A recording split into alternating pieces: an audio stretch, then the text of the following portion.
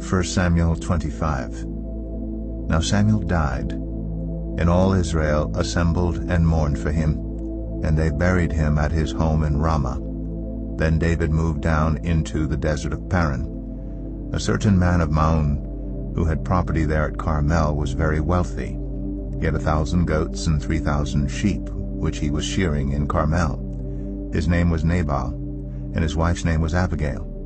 She was an intelligent and beautiful woman, but her husband was surly and mean in his dealings.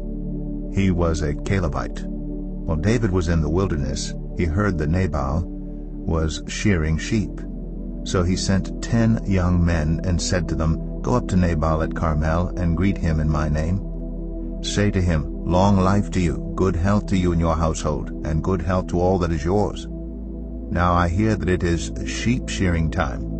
When your shepherds were with us, we did not mistreat them, and the whole time they were at Carmel nothing of theirs was missing. Ask your own servants, and they will tell you. Therefore be favorable toward my men, since we come at a festive time. Please give your servants and your son David whatever you can find for them.' When David's men arrived, they gave Nabal this message in David's name. Then they waited. Nabal answered David's servants, 'Who is this David? Who is this son of Jesse? Many servants are breaking away from their masters these days. Why should I take my bread and water and the meat I have slaughtered for my shearers and give it to men coming from who knows where?' David's men turned around and went back. When they arrived, they reported every word. David said to his men, 'Each of you strap on your sword.' So they did, and David strapped his on as well. About 400 men went up with David, while 200 stayed with the supplies. One of the servants told Abigail, Nabal's wife, 'David sent messengers from the wilderness to give our master his greetings, but he hurled insults at them. Yet these men were very good to us. They did not mistreat us, and the whole time we were out in the fields near them nothing was missing. Night and day they were a wall around us the whole time we were herding our sheep near them. Now think it over and see what you can do, because disaster is hanging over our master and his whole household. He is such a wicked man that no one can talk to him.' Abigail acted quickly. She took 200 loaves of bread, 2 skins of wine, 5 dressed sheep, 5 seahs of roasted grain, 100 cakes of raisins, and 200 cakes of pressed figs, and loaded them on donkeys. Then she told her servants, 'Go on ahead, I'll follow you.' But she did not tell her husband Nabal. As she came riding her donkey into a mountain ravine, there were David and his men descending toward her, and she met them. David had just said, 'It's been useless, all my watching over this fellow's property in the wilderness so that nothing of his was missing. He has paid me back evil for good. May God deal with David, be it ever so severely, if by morning I leave alive one male of all who belong to him.' When Abigail saw David, she quickly got off her donkey and bowed down before David with her face to the ground. She fell at his feet and said, 'Pardon your servant, my lord, and let me speak to you. Hear what your servant has to say. Please pay no attention, my lord, to that wicked man Nabal. He is just like his name. His name means fool, and folly goes with him. And as for me, your servant, I did not see the men my lord sent. And now, my lord, as surely as the Lord your God lives, and as you live, since the Lord has kept you from bloodshed, and from avenging yourself with your own hands, may your enemies and all who are intent on harming my lord be like Nabal.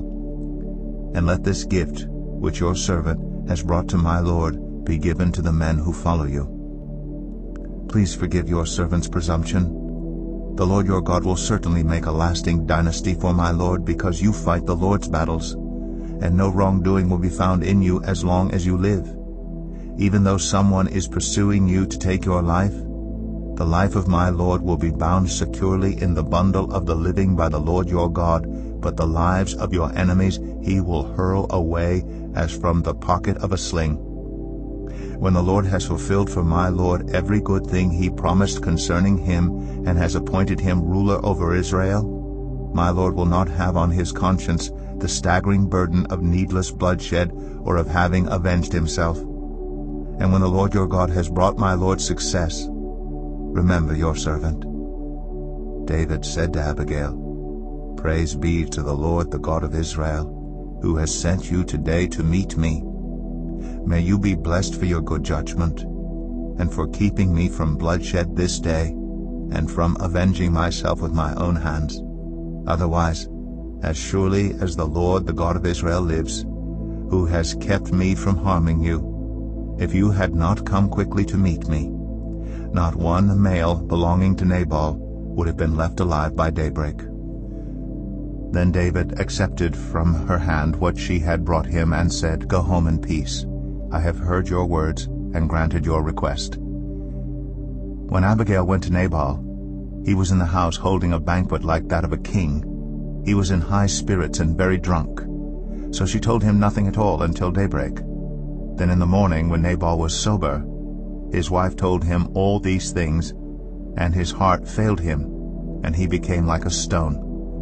About 10 days later, the Lord struck Nabal, and he died. When David heard that Nabal was dead, he said, "Praise be to the Lord, who has upheld my cause against Nabal for treating me with contempt.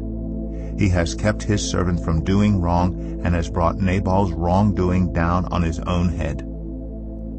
Then David sent word to Abigail, asking her to become his wife.